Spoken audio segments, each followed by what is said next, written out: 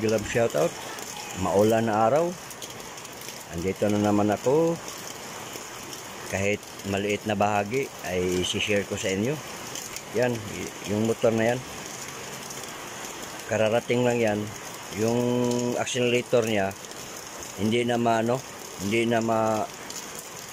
kumapit yung, iwan ko lang kung baka naputol or natanggal ba lang sa kanyang hook doon sa ilalim ng accelerator. So mamaya titingnan natin pag wala ng ulan, kasi lakas pang ulan ngayon dito. Ayun oh, natumba kasi ito eh. Yan oh, basag yung ano niya. So mamaya titingnan natin yan, kasi magalaw naman yung accelerator niya, kaso hindi kumapit yung papunta sa kanyang karburador, yung cable niya. So titingnan natin mamaya. Okay? So po, mamaya lang. Lakas pa ng ulan eh. Nagalan tayo ng ano. So, ano nyo.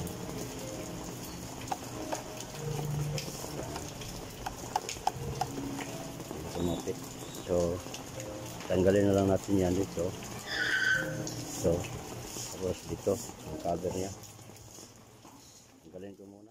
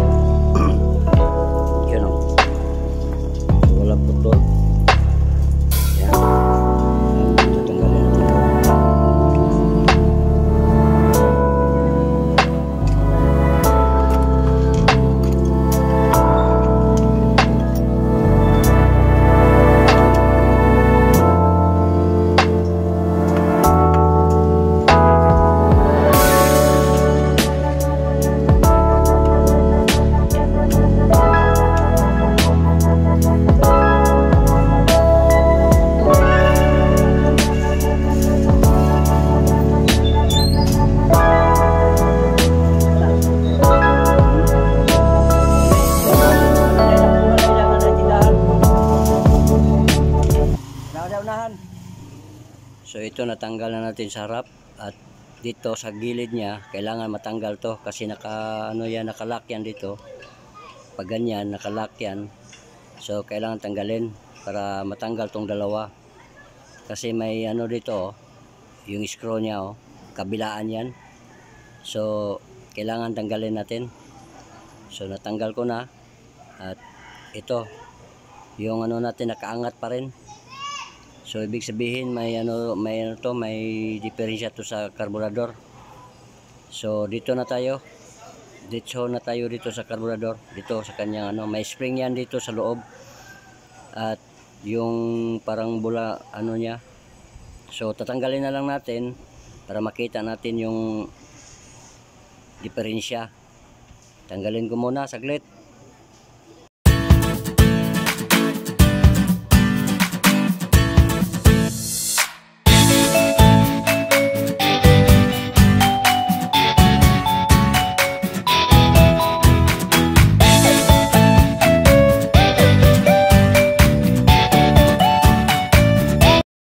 Ayan, natanggal na natin. Tingnan nyo, palaging nakabaon yung niya. At ito natanggal ko na. Medyo may katigasan kasi medyo kinakalawang sa ilalim. So kailangan linisan. At tingnan nyo, hindi siya putol. Yan diba? So okay yung cable natin. At dito lang ang diferensya na sa loob. Medyo madumi na kasi. So lilinisan na natin. At pagkatapos lihain natin ng konti itong niya para kuminis ulit. At dito sa ilalim lilinisan natin. Yan medyo may kalawang siya.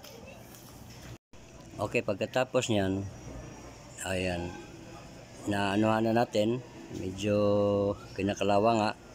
Tapos lalagyan natin nato ng kunting grasa para lumambot siya, hindi siya para madulas siya. Tapos pag maglagay kayo, hindi masyadong makapal. Tapos konti lang. Tapos nalinisan ko na yan sa ilalim. Yan, tingnan nyo. Ano na, wala na ng dumi. Yan. At nilagyan natin ng grasa para madulas na siya. So sa pagbalik nito, may guide yan sa ilalim mo. Yan, may guide yan sa ilalim. So ito na, ibalik na natin to. Yan, nabalik ko na. Okay na yan. At tingnan natin. Yan o, bumabalik na siya o. Yan o, yun lang ang diferensya. Kinakalawang sa ilalim. Tingnan nyo, bumabalik na talaga siya. Yan o, yan o. So ibabalik na lang natin doon sa kanyang accelerator para matingnan natin kung okay na ba to. So tingnan nyo. Yan, ibalik natin dito. Ito yung hook nya. At i-assemble ko muna saglit para makita natin na okay na tong ginagawa natin. Okay, ibalik ko muna.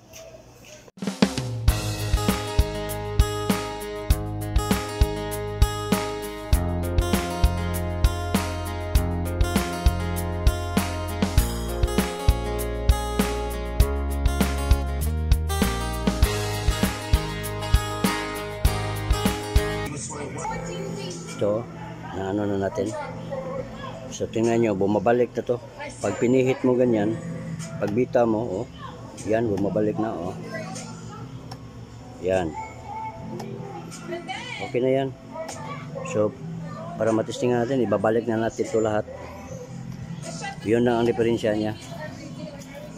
Yung dito sa kanyang carburetor. Dito. Medyo ano na lang kasi. So hanggang dito na lang. Yan na muna natin. I-assemble muna natin lahat. Yan po, naano na natin. At para mapaandar natin itong dalawang wire, ito, ipagdikit lang natin to. Kasi yung susi dito hindi na ibigay sa may-ari. Umalis kasi siya eh. So i-try natin para mapaandar natin to. Yan po, nag-jumper lang tayo ng wire. Ito, nag-jumper lang tayo. So ngayon, iti-try natin paandarin.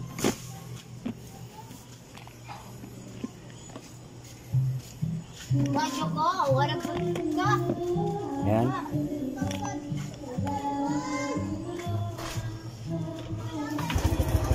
Yan. Yan, manda na siya. Yan o. Kanina wala to.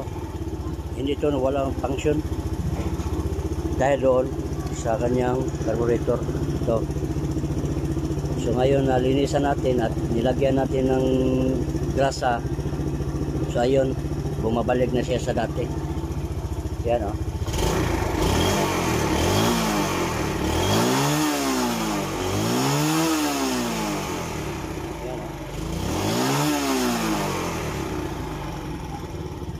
Okay, hanggang dito na lang. At sana wag kayong yan o. Pagbalik mo dyan, aandar na yan ulit. Okay, hanggang dito na lang. Kung nagustuhan nyo ang aking video ngayon, kung napadaan ka lang, please paki-like and share, and don't forget to subscribe para pag may bago tayong mga upload ay ma-notify kayo kaagad. Bye bye everyone. God bless us all. Bye bye.